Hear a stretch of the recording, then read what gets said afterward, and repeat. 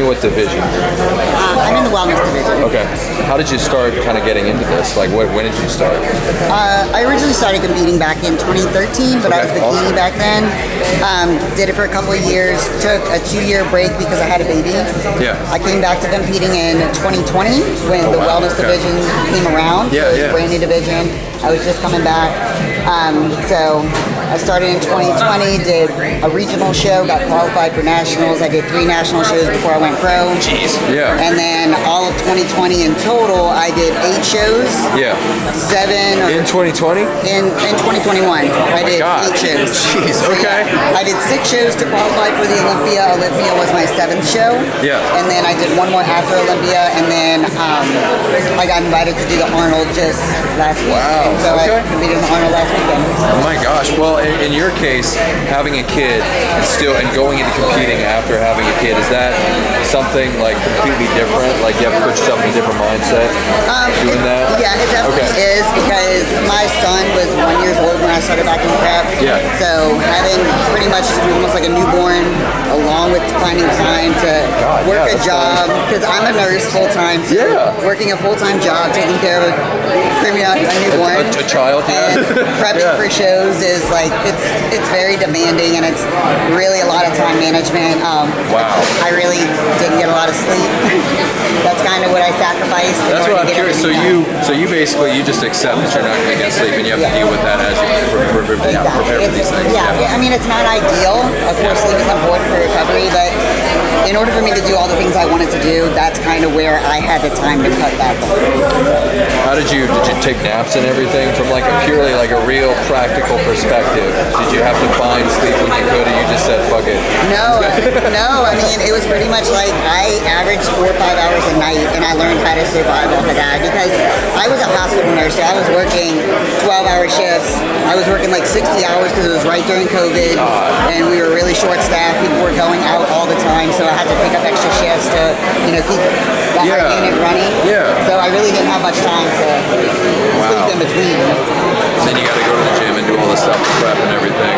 For people doing their first show, do you consider getting a coach like that's what you have to start off with? Oh, yes, 100%. Like, this sport is not something you can just kind of wing. There's way too much involved. Throw on your trunks and go, Yeah, exactly. Yeah, there's way too much involved, and especially if you're getting incorrect information, it can really do a lot to your body, and it can mess things up. So it's always good to find a coach who knows what they're doing, and that's really going to get you to where you want to go in a healthy way. I got one more question for you. How has the sport changed since you started back in 2013? It has changed 100%. Okay. The divisions are a lot different. More of them too. Like they're adding the transformation divisions, and they're putting more of an emphasis on like real big changes. Well, even just like my divisions is still a very new and growing division with wellness. I mean, this was the first time they had it at the Olympia, first time they had it at the Arnold. This year? Yeah. Oh wow. Yeah. Oh my god. So Okay. that was kind of big milestones for me. I was like the first ever wellness pro, like in Olympia, in Arnold, and there's only so many girls that were there, so it's huge accomplishments. And so, I mean, even like bikini now is much different than when I was in bikini. Have the bodies gotten like more muscular? Because I noticed that with the guys, they kind of have to start moving up in divisions. Yes, exactly. As they make new divisions, it gives more of an opportunity for different body styles to enter into different categories. Because, like I said, like bikini when I was competing, they kind of looked like girls on the beach. Now, that's what I always likened it to. Now they have like a little more musculature, a little more shape and conditioning to them than when I first started. That's true. But now they added wellness, which is for girls that are like somewhere between bikini and figure. I never fit in bikini. I always had a more dominant lower body. So you were more muscular. You had more. From what I did when I was younger, I was a cheerleader and dancer my whole life, so I always had more muscular legs, and I never could fit into that bikini mold. So now with the introduction of wellness and classic physique, it gives these people who are kind of in between divisions a place to go. That's the interesting thing. It's like we always, physique guys, when I was doing it, it's funny how they were really kind of smaller. A couple years later, you start to see them getting bigger and bigger and bigger, and it was quick. Like it was a quick change, and you're like, I can't do this anymore. I gotta I was thinking about doing bikini. I might go down that road. I'm about that size, so I might win. I don't know. Yeah. All right, bro. Travis, Hulk Landry. Got it. show you're doing coming up? The Ironworks show, Battle on the Coast. That's the plan, June 11th. If anything goes good there, we'll go June 17th to Nationals in Chattanooga. What was your first show? What got you into it? My very first show was here, the same Battle on the Coast in 2019. Gotcha. It was it was a big, humbling experience for me. I really got into the sport after that point. Getting to get up there with everybody and see how, everybody comes from a point to that point. Yeah. It's understandable. We're all going through hell. So. You're friends with Josh. Yeah, Did you, right? Yeah, you're friends with. That's awesome, dude. Absolutely, man. I see all your shit on Instagram. Man. Yeah, you do well, dude. You look amazing. You really do. Bro. I appreciate You're doing good. Yeah. But tell me this though. So, going into competing and everything, right? Do you suggest people get a show, or like a coach? Sorry, for their first show. Absolutely. Okay.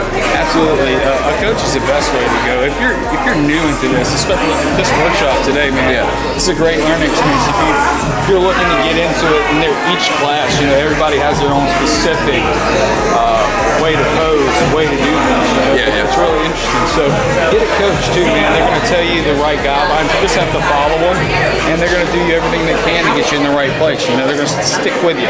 But one of the things that kind of makes your prep interesting, though, I know you work your ass off during the day, right? How do you keep going through the day, getting your meals in, doing all this shit, preparing for this show? Because a lot of people want to know like how you do it, because that's probably their situation. No, absolutely. I'm a full-time construction worker, man. Work every single day from 4 in the morning until night. You find a way to go to the gym. Absolutely, man. You just gotta. There's 24 hours in the day, man. You only get 8 hours of sleep for the rest. Come on. That's true. Find a way. It's hard to even explain it because you just kind of do it. You just kind of have to drive, and it's like even in your position, you can't really say this is how you do it. You just got to do it. You got to make that change. Yeah, absolutely. That's the gym. Oh my God. How many meals do you eat during the day? I eat 5 meals a day, one shake, but 12 ounces of meat per meal. So you do a construction, you got Tupperware in one hand, hammer in the other, and you're like, you shove it in. Absolutely, and I install granite countertops, so that stuff ain't light, man. I'm constantly lifting all day. Yeah. But it's a job to get in, but I love doing it, man. It's my dream. That's so awesome. That's cool, bro. Oh my God.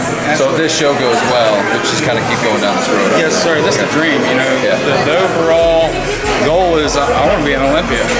So we're gonna make it there. One more question for you though. So going through this process, I'm always curious with how people get to the IFBB Pro card thing. So do you have to place at a certain place high in this next show to kind of qualify for your card? Absolutely. I've got to win the overall. You got to win the overall. Okay. To get qualified to go to a national show, and then national show, if the same thing. If I get the overall, the top 2 get the pro card. So, and that's a whole nother level, brother, man. And then you're hooked, man. Absolutely, I have to be. That's awesome, bro. I love that. But you could get there, man.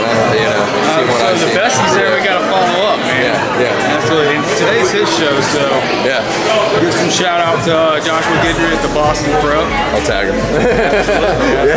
What's up, man? All right. Well, that's cool. Danielle, tell me about your show. It's the Community Classic, right? How did you get into it, kind of creating this? It's a good environment too. Like I know about your show. It's very inviting to people, new competitors. Yeah. It's a Community Championships. It's in Slidell, Louisiana. One of the main reasons I wanted to get into it is because it was kind of my way of trying to give back, trying to produce a show or production that was kind of being real, when you're new. Bring the community in. Kind of the community. When you're new, you have no idea what to do. You have no idea. And I want to be that person that can say, here, this is what you do, this is how it goes. And just being a warm, inviting environment and being able to add all the things that when I competed that I liked. Yeah. I do a little dessert table at the end of the show. So at the night show, there's like a whole spread of stuff and you're like, cobbler and brownies and cookies. That's your reputation, though. That's how I don't know who was talking to me about you, but somebody referenced you and talked about how your show is really like where you want to go for the first, like your starting point as a competitor. Kind of that's where you want to be. Yeah. Yeah, I know. And now that it's a national qualifier, people can come back and year after year and keep participating in it. So that's always nice. How does it become a national qualifier? How does it go from just being local to a national qualifier? Honestly, I don't know. I don't know either. Yeah, it's funny. I was always curious, like, how do they get that label? I don't know what they do.